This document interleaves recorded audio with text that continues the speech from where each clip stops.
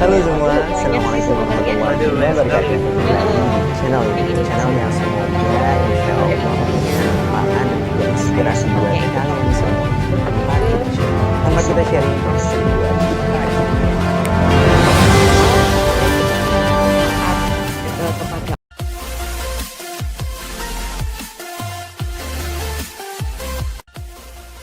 tempat kita sharing, tempat sharing buat kita-kita. Halo semua, assalamualaikum warahmatullahi wabarakatuh. Kembali lagi nih di tempat kita sharing, tempat sharing buat kita-kita. Oke, let's get the ball rolling. Pada kesempatan kali ini saya lagi bersama dengan seseorang yang keren, luar biasa. Nah, kalau kalian masih ingat nih, beliaunya ini pernah sharing juga terkait gimana caranya untuk bisa interview dengan baik kayak gitu ya. Nah, ini dia videonya. Nah, itu ya. Jadi video tersebut sharing beliau terkait gimana sih kalau kita sebagai interviewee menghadapi interviewer, hal-hal apa yang perlu kita sampaikan gitu ya, agar interviewernya itu merasa tertarik terhadap kita gitu. Dan hal yang lucu pada kesempatan itu adalah beliau mengungkapkan bahwa pernah ada seseorang itu yang mengatakan bahwa hobinya itu adalah tidur. Nah, itu adalah hal-hal yang cukup menarik pada waktu itu. Pada kesempatan ini saya mengundang beliau lagi karena beliaunya ini luar biasa, masya Allah. Jadi beliau mendapatkan satu bentuk apresiasi gitu lah dari kantor. Nah, ini dia, kita sambut Mas Dani dulu. Assalamualaikum Mas Dani. Suaranya kecil. Suaranya kecil. Yeah. Assalamualaikum. Waalaikumsalam warahmatullahi wabarakatuh. Mana kabarnya Pak? Alhamdulillah baik. Mas Dani di sana gimana Mas? Alhamdulillah sehat juga, baik. Alhamdulillah. Jadi pada kesempatan kali ini Mas Dani akan sharing ya terkait pengalaman beliau saat ini yang sedang menempuh S2 di luar negeri, tepatnya di Manila gitu, masya Allah. Nah, ini karena ini adalah sesuatu yang perlu di-sharing, sesuatu yang insya Allah bermanfaat. Jadi kita datangkan Mas Dani ini di channel kita lagi nih. Oke, Mas Dani mungkin bisa diceritakan proses Mas Dani bisa mendapatkan apresiasi. Suaranya Arifan putus nyambung. Oh ya? Oh sorry. Jadi jadi edit kan? Hah? Udah? Jadi nggak stabil. Gede kecil nggak dengar, gede kecil. Udah dengar. Oke. Udah ya. Jadi Mas Dani mungkin bisa diceritakan prosesnya hingga mendapatkan ini gimana nih, ngomongnya beasiswa atau apa nih sebenarnya Mas Dani ya? Ya dapat support lah. Oke, dapat support. Gimana ceritanya Mas Dani hingga dapat support dari perusahaannya hingga bisa bersekolah di luar negeri gitu? Mungkin bisa diceritakan, Mas. Oke, kalau bicara tentang beasiswa atau scholarship, jujur saya kayaknya kurang pede karena itu sepertinya akademis banget gitu ya. Kemudian kayak orang yang pinter banget disupport gitu ya. Tapi kalau saya itu kayak alhamdulillah sih selama ini mungkin kayak pertolongan Allah aja. Kebetulan saya dikasih kesempatan. Jadi kalau contoh dulu kayak sekolah mungkin saya tidak sepintar teman-teman atau sehebat Rifan gitu ya. Aduh. Yang benar-benar yang IPK-nya rata-rata aja kayak gitu. Terus di perusahaan juga biasa aja. Hanya saya percaya kalau misalkan mungkin doa keluarga, doa ibu saya, dan ini tuh benar-benar kayak faktor keberuntungan. Saya merasa tidak ada yang istimewa dengan saya sebetulnya. Cuman alhamdulillah Allah masih kesempatan saya untuk bisa lebih bersyukur aja dengan kesempatan yang ada bisa sampai ke Manila. Gitu sebetulnya. Jadi bukan ada hal yang lebih atau saya lebih pintar di antara teman-teman di tempat pekerjaan atau saya ada yang luar biasa, tentu tidak ada sama sekali sebetulnya. Hanya mungkin Allah kasih kesempatan saya kayak nitipin kasih sayangnya kepada salah satu atasan saya lah di tempat saya bekerja, sehingga sampai saat ini alhamdulillah saya diberi kesempatan disupport untuk melanjutkan pendidikan S2 di Manila. Masya Allah, keren banget. Bisa didengarkan ya Mas Dani ini memang orangnya sangat humble, Masya Allah ya. Jadi meskipun saya kenal beliau memang seseorang yang cukup capable di bidangnya dan beliau mengutarakan hal seperti itu. Nah itu salah satu pembelajaran bagi kita semua ya guys. Dan ini jadi penasaran nih Mas, sebenarnya boleh di-spill nggak sih tempat kerjanya yang sekarang itu apa? Boleh nggak sih sebenarnya? Ya sebetulnya kalau bidangnya mungkin ya, jadi kalau bidangnya di bidang kesehatan, jadi alat kesehatan di mana fokusnya pada fungsi pendengaran. Mungkin kalau teman-teman pernah melihat di YouTube atau di googling gitu ya, atau di Instagram ya, bisa dicek seperti ada alat bantu dengar yang untuk membantu seseorang dengan tunarungu atau masalah gangguan pada pendengaran. Ada macam-macam, bisa membantu mulai dari bayi, anak sampai dewasa. Jadi saya bidang pendengaran, kesehatan pendengaran. Oke, siap. Jadi kalau saya menerka-nerka ya, maksudnya kalau dalam kurun waktu saat ini kita kalau membandingkan beberapa perusahaan itu kan jarang yang memberikan sampai apresiasi hingga memberikan sekolah ke luar negeri kayak gitu ya. Dan perusahaan Mas Dani ini saya rasa luar biasa karena talenta-talenta atau SDM yang dimilikinya tuh hingga disekolahkan ke luar negeri. Kira-kira itu memang program yang dimiliki oleh perusahaan Mas Dani atau seperti apa? Baik.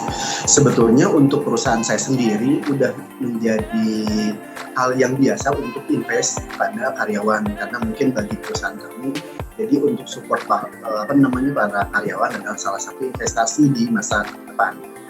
Jadi sudah terbiasa sebetulnya untuk di universitas di Indonesia gitu ya. Seperti dimulai dari di level diploma, sarjana sampai master atau S2. Jadi sudah reguler sebetulnya. Hanya kebetulan untuk yang keluar negeri untuk saat ini untuk level pendidikan gitu ya.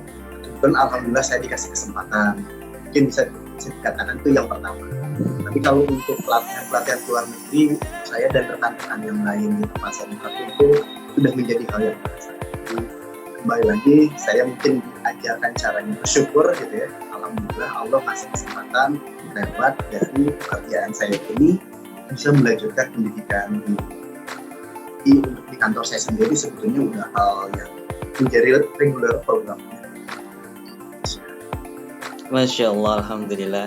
Jadi ya kalau saya compare ya, maksudnya dengan beberapa perusahaan yang lain, perusahaannya Mas Dani itu keren banget ya dalam hal mengupgrade karyawannya. Kalau biasanya beberapa perusahaan tuh mungkin memberikan beasiswa untuk kepada orang-orang atau anak-anak yang mungkin lulusan SMA sehingga dia istilahnya diberikan beberapa coaching, diberikan beasiswa kayak gitu ya, hingga mereka kalau sudah keluar kemudian direkrut ke perusahaan tersebut. Nah ini perusahaan Mas Dani itu luar biasanya karena tidak di akademik, tetapi untuk mengupgrade karyawannya itu sampai diberikan coaching ke luar negeri, kemudian sampai diberikan apresiasi hingga melanjutkan pendidikan tinggi setara S2 itu menurut saya luar biasa di tempatnya Mas Dani itu memang sangat-sangat perlu disyukuri Mas Dani, Masya Allah ya.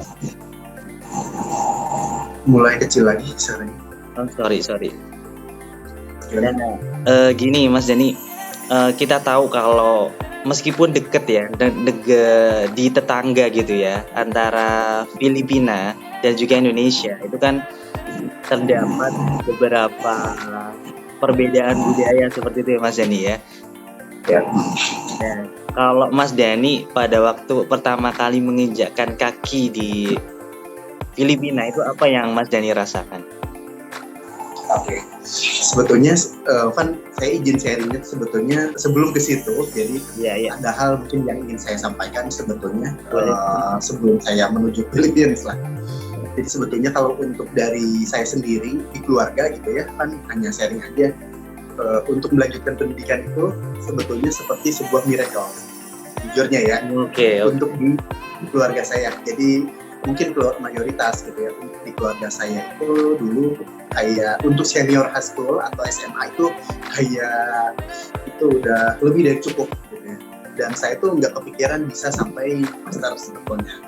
Nah, pada saat bisa sampai S1 pun saya sebetulnya kayak ada bukan sebuah mimpi, tapi ya memang cita-cita dadakan pada saat SMA gitu ya, ingin duduk aja di universitas, hanya sekedar duduk di ngerasain hidup di universitas aja gitu.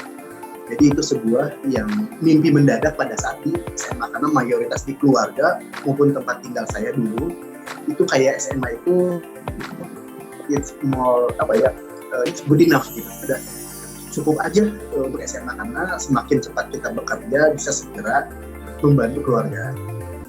Nah, pada akhirnya bisa sampai S1 pun saya itu sangat bersyukur banget gitu, walaupun pada saat itu saya harus nabung sendiri kemudian bisa menyelesaikan.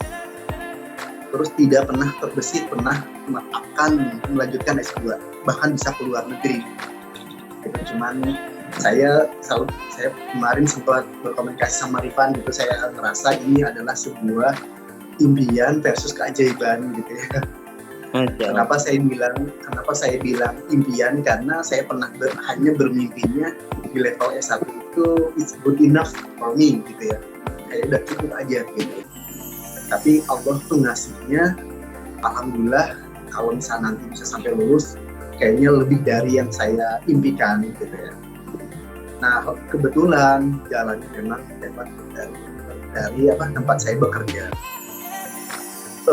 Menuju ke sana tuh jujur saya merasa ada kemudahan-kemudahan yang Allah berikan ke saya kan.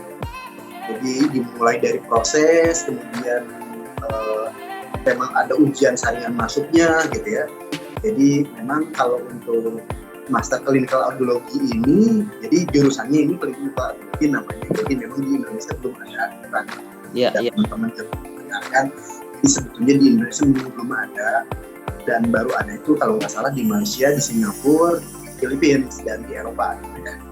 Dan kemudian dapat rekomendasi lah dari salah satu perusahaan yang kerjasama. Jadi kalau perusahaan kami itu bekerjasama dengan 3 perusahaan luar negeri. Nah, salah satu rekomendasinya adalah dari rekan-rekan kami di luar gitu ya. Kalau universitas sebut saja namanya Universitas Santo Thomas di Filipina, ini salah satu rekomendasi yang baik untuk fakultas ini. Nah, menuju mungkin agak panjang nih, jadi cerita menuju ke situ itu menurut saya kayak bertemu sama sebuah keajaiban, kemudahan gitu ya, dengan kapabilitas saya yang serba pas-pasan Pan sebetulnya. Jadi kalau misalkan bukan dari yang penuh prestasi multi talenta, jauh banget, saya penuh dengan kekurangan yang mungkin Allah selalu nutupin segala kekurangannya supaya saya bisa mendapatkan hadiah ini. Ada jadi maaf jadi agak kesan dulu, tapi menurut saya justru saya tuh nggak pede kalau untuk menceritakan bagaimana proses pendidikannya, karena jujur aja saya penuh dengan kekurangan. Tapi jujur mungkin justru journey spiritualnya yang harapannya mungkin teman-teman yang lain juga bisa mendapatkan keajaiban. Mungkin tidak seperti zaman dulu, zaman Rasul, misalkan keajaibannya membelah lautan gitu ya, tongkat berubah jadi ular gitu. Siap. Saya percaya teman-teman, kalau misalkan kita percaya sama Allah, saya as a Muslim, jadi kalau kita percaya ternyata keajaiban itu selalu hadir gitu ya. Dimulai dari pada saat saya mau ke Manila ini, jadi ada cerita nih Pak. Jadi saya tuh ingat banget pada saat mau ke Manila, saya itu nggak ngecek kalau paspor itu harus expirednya itu minimal 6 bulan. Oke. Jadi ternyata saya itu 3 bulan itu mau berakhir. Nah, inilah menurut saya itu keajaiban yang saya temukan pertama di Jakarta sebelum ke Manila ya. Jadi kenapa saya bilang ke Rifan, Pan, kayaknya saya ingin nyeritain yang saya temukan. Ya nggak apa-apa, nanti Rifan edit aja yang mana yang mau diambil. Siap. Nah, saya ngerasa pada saat di Jakarta pada saat itu injury time Bang. Jadi jadi saya mau berangkat itu jam 10 malam dan saya baru sadar jam 12 siang itu kalau paspor saya itu akan expired 3 bulan kemudian, dan ke luar negeri itu minimalnya 6 bulan. Oke. Dan itu saya shock, akhirnya gimana caranya ini, kalau bukan pertolongan Allah saya nggak mungkin bisa berangkat. Bayangkan hari itu harus berangkat padahal expired di hari itu juga. Dan pas saya searching paspor itu prosesnya bisa 1-3 hari kan. Kalau ada yang 1 hari pun itu harus di weekend di salah satu mall di Jakarta, dan itu pun biasanya hanya pagi aja dan ada kuota kalau nggak salah 15-20 kalau saya tidak salah gitu ya. Itu di pagi hari. Akhirnya pas siang saya itu mencoba berkomunikasi dengan berbagai teman sampai update status. Ada yang punya teman di kantor imigrasi ya gitu. Jadi ada salah satu teman lah yang balas gitu, ada ini ada tapi kamu harus nyampe sana sebelum jam 3 sore. Pada saat itu saya jam 12 siang kan. Dan saya berarti punya waktu 3 jam kan. 3 jam. Akhirnya waktu itu hujan deras, pokoknya drama banget lah kayak sinetron gitu ya. Kayak kalau Rifan sering ke Jakarta pasti ngerti perjalanan dari Jakarta Pusat menuju ke Suta, Tangerang itu bisa butuh 2-3 jam. Yap. Dan saya apalagi lagi macet gitu, singkat cerita ada orang yang menolong saya gitu ya, bisa ngebantu gitu ya. Dan pada saat itu ternyata tapi ini tidak saya sebutkan nominal karena ini jadi ketika misalnya contoh lah saya harus menyiapkan uang angka 1 misalnya, angka 1 rupiah gitu ya. Dan pada saat itu saya hanya punya 1 plus 2 rupiah gitu ya. Nah sedangkan malam ini mau perjalanan ke Manila gitu ya. Dan akhirnya singkat cerita saya ketemu orang baik yang membantu, hari itu juga langsung jadi langsung jadi yang menurut saya tidak punya kenalan, dan itu pun kayak teman kenal teman kayak gitu. Ada orang yang menolong kayak gitu, dan saya ngerasa kayak kalau bukan Allah yang nolong saya siapa lagi gitu kan. Tahu kan saking dramanya saya nyampe itu beneran 7 menit gitu ya. 7 menit sebelum si sistemnya paspor itu berakhir. 7 menit sebelum berakhir saya sampai lobby, jadi ketemuan, Mas gimana di sini, ayo.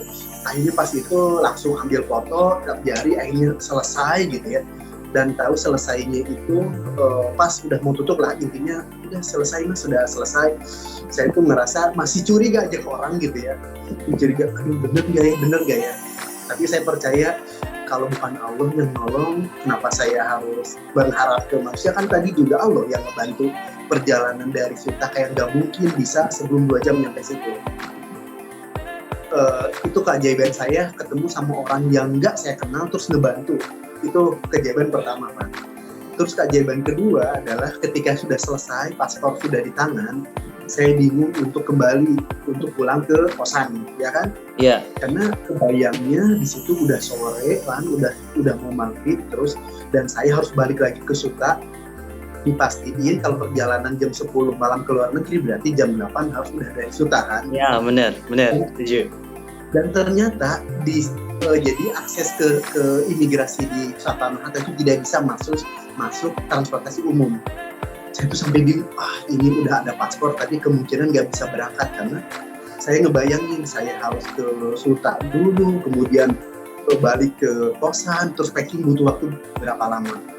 Tahu nggak kan, kayak saya mendapatkan keajaiban yang saya udah hopeless aja, ya Allah ya udahlah kayaknya nggak berangkat, karena ini saya untuk keluar dari imigrasi untuk ke Suta aja bisa butuh waktu 40 menit, mungkin bisa lewat maghrib, kemudian kalau lewat maghrib 7:30, 8:30, 9 baru nyampe kosan, belum balik lagi, udah impossible dengan hitungan manusia. Makanya menurut saya hitungan manusia yang 1 tambah 1, 1 kali 2 berbeda dengan hitungan Allah.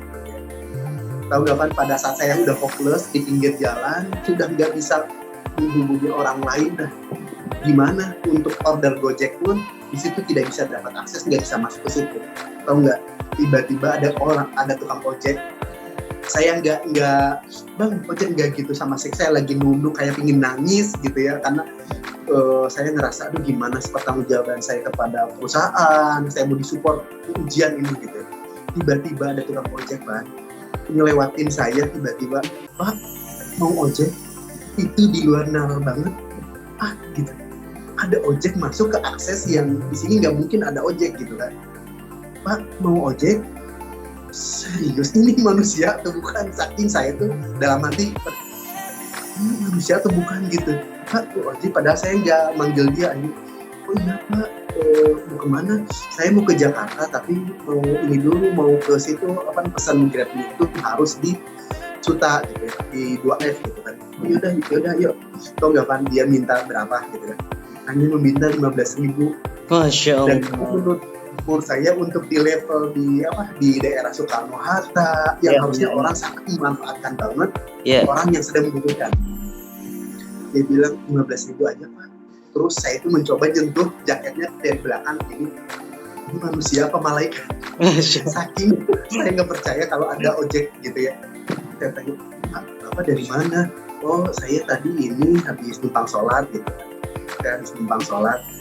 Gitu, kok mau nolongin saya? Ya, tadi Bapak kayak kebingungan gitu.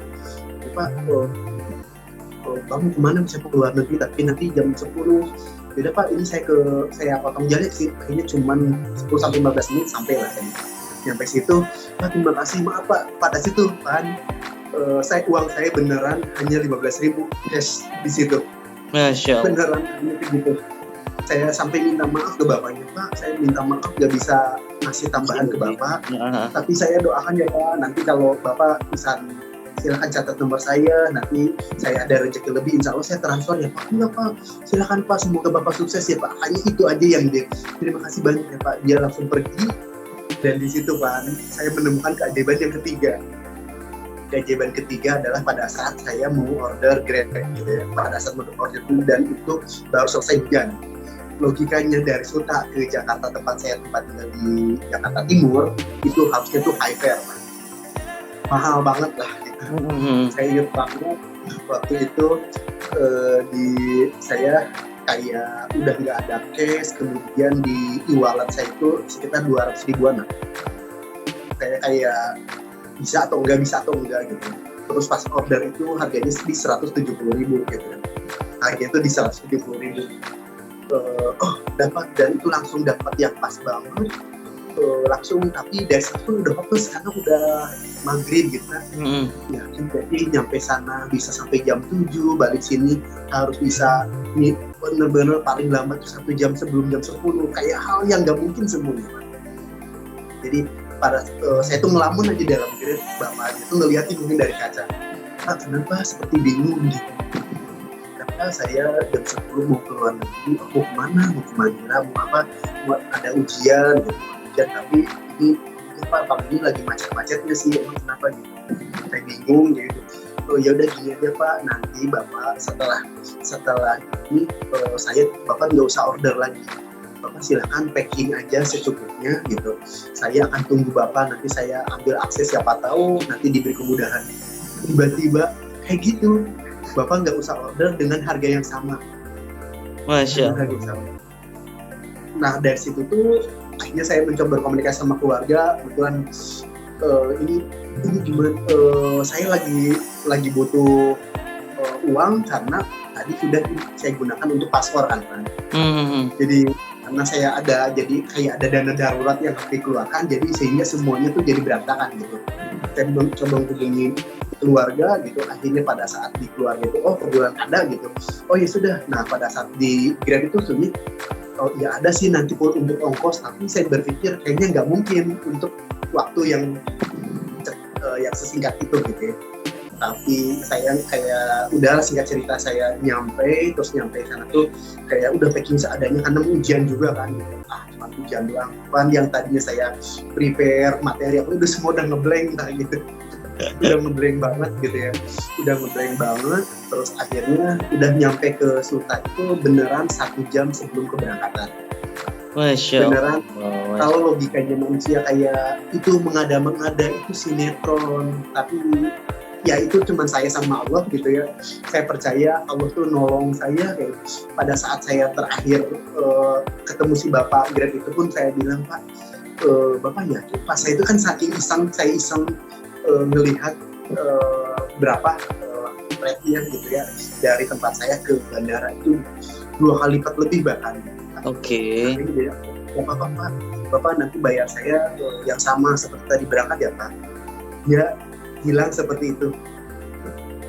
hujan makin deras kan, kenceng banget, terus macet di mana-mana. Tapi ya lagi-lagi pertolongan Allah, tiba-tiba ada akses yang membuat saya bisa 1 jam sampai di bandara, dan akhirnya menjadi perjalanan yang sangat menguras emosi lahir dan batin gitu ya, menuju ke Manila ini. Dan saya nggak cerita gitu, nggak cerita ke atasan saya apa yang terjadi karena saya pun bingung gitu. Kalau beliau itu nonton gitu ya, gitu sebetulnya saya pun pada saat kondisi yang sangat bingung, tapi saya merasa Allah tuh ngasih keajaiban lagi. Dan tahu nggak Van, aku kayaknya waktu itu aku pernah WA Arifan kan Van, untuk nanya-nanya makan Van, untuk abstract thinking itu seperti apa gitu kan. Iya. Karena menurut saya ujian di Manila itu bukan ya formalitas gitu ya, bukan formalitas, karena banyak banget yang ikut gitu. Jadi saya waktu itu lagi belajar semua pemahaman gimana untuk materi, gimana tentang abstrak teori dan sebagainya lah saya pelajari. Tapi pada saat kondisi itu saya itu ngeblank, semuanya ngeblank gitu. Tapi singkat cerita saya sampailah di Manila lah kan dengan selamat gitu ya.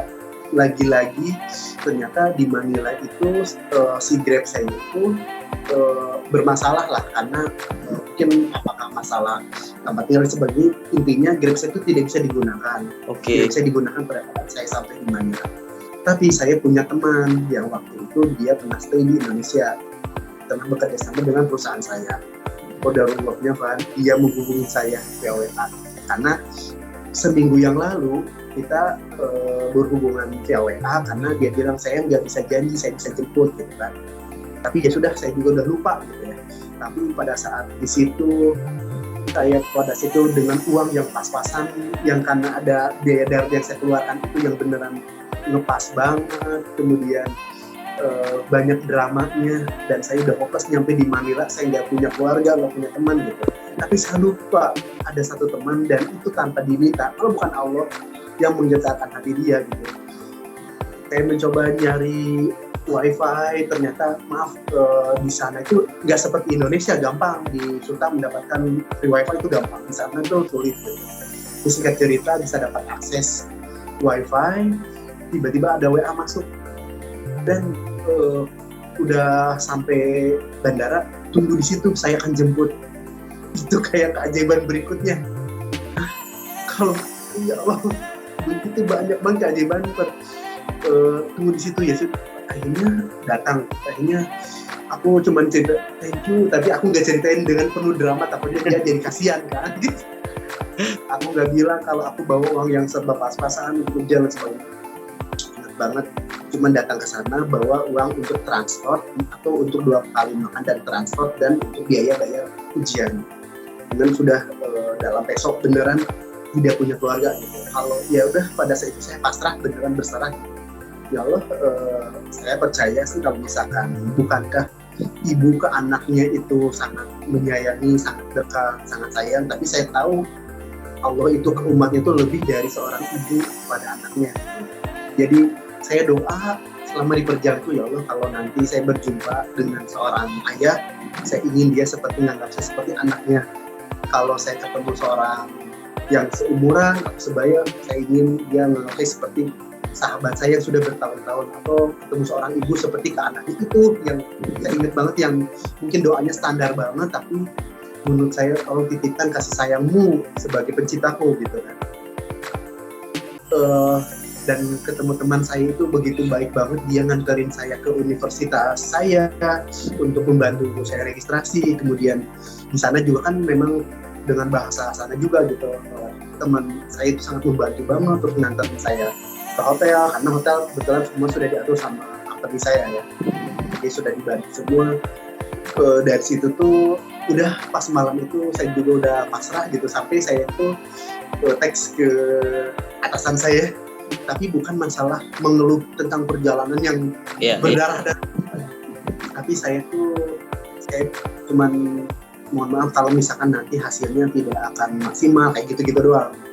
Jadi saya dengan segala kekurangan, dengan segala kerendahan, tapi beliau surprise banget ketika membalasnya dengan nggak apa-apa, dan Dani sudah sampai sini gitu, nggak apa-apa, semoga yang terbaik itu dari Allah, Dani berusaha yang terbaik aja. Beneran kalimat yang secara umumnya intinya kayak gitu. Dan ini sudah sampai sini, dan ini berusaha aja gitu, tidak apa-apa hasilnya nanti.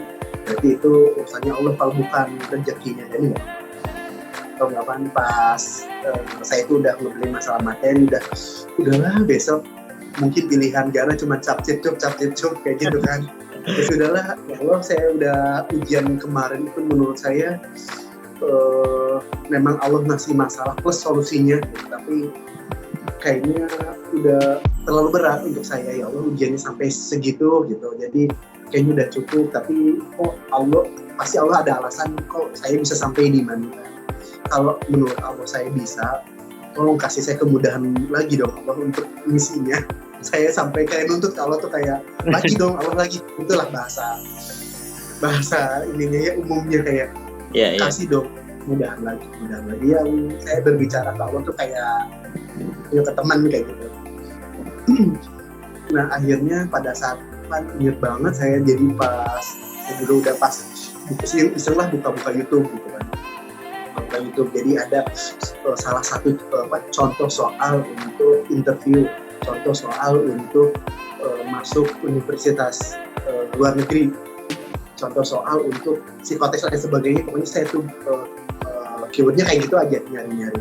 Ada salah satu link yang kalau nggak salah itu dari Australia atau dari mana gitu ya, link di mana di situ tuh contoh soal tentang bagaimana tentang abstract thinking gitu ya, untuk ngisi soal abstraktif itu seperti apa. Kemudian ada matematika dasar tapi dalam bahasa Inggris, soal cerita dalam bahasa Inggris gitu ya.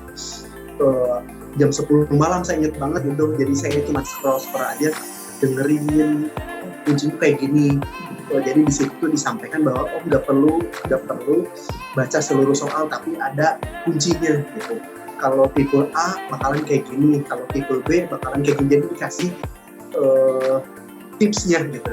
Jadi nanti bakalan selalu ada pilihan, karena dalam satu soal itu cuma dikasih waktu, kalau di situ waktu sekian. Ya sudah, singkat cerita, jadi besoknya udah ujian gitu ya. Jadi dalam waktu 7 menit, jadi setiap soal itu dalam waktu 7 menit, jadi hanya tes kecepatan aja. Jadi kalau matematika dasar itu kalau nggak salah itu sekitar 20 soal 7 menit, abstract thinking 40 soal 7 menit, terus psikotes yang gambar-gambar itu semua itu 7 menit semua. Jadi berapapun jumlah soalnya dalam waktu 7 menit aja soalnya gitu. Jadi si waktunya itu kita cuma waktu untuk nyoret kayak gitu doang lah istilahnya, atau ngeblutin. Percaya atau enggak Van gitu ya, pada saat saya buka itu adalah soal yang dibahas di YouTube semalam. Masya Allah. Jadi tipikal yang memang tidak akan persis, tapi tipikalnya yang beneran Allah itu kayak ngasih di depan mata, ini kisi-kisinya tuh gitu. Jadi kayak break gitu bahasa Sundanya. Saya selalu bilang kalau tiba-tiba di depan mata saya itu ada lembaran yang kayak ini gitu ya, kayak kalau misalnya bahasa Inggris alhamdulillah kayak hanya sinonim, antonim kayak gitu, karena kan hanya dalam waktu 7 menit kan. Kalau itu kayak vocabulary doang, tapi kayak matematika dasar itu beneran soal cerita, tapi kita kayak dikasih tahu tipsnya itu di situ gitu, yang semalam gitu.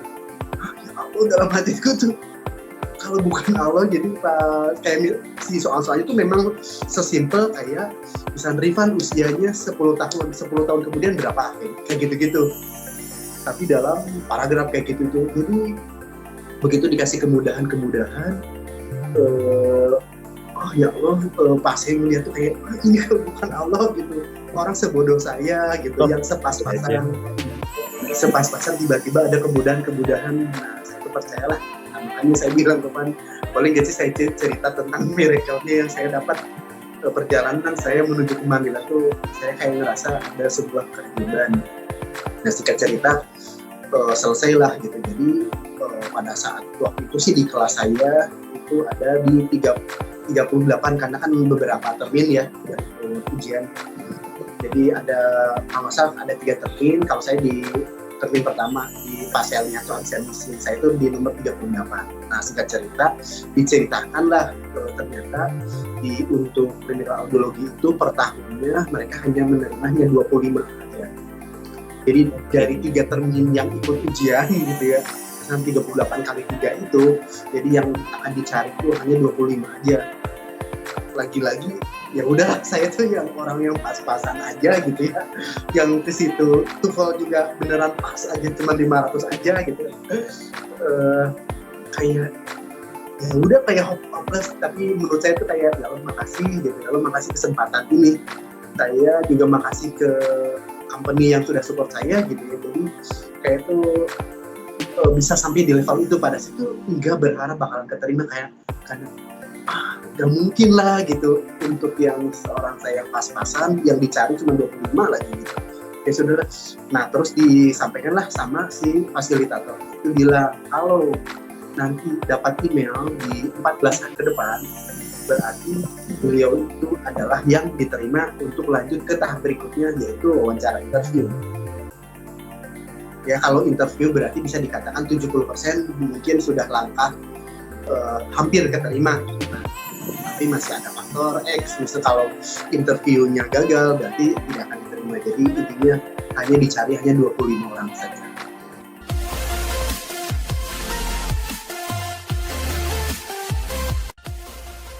Tempat kita sharing, tempat sharing buat kita-kita.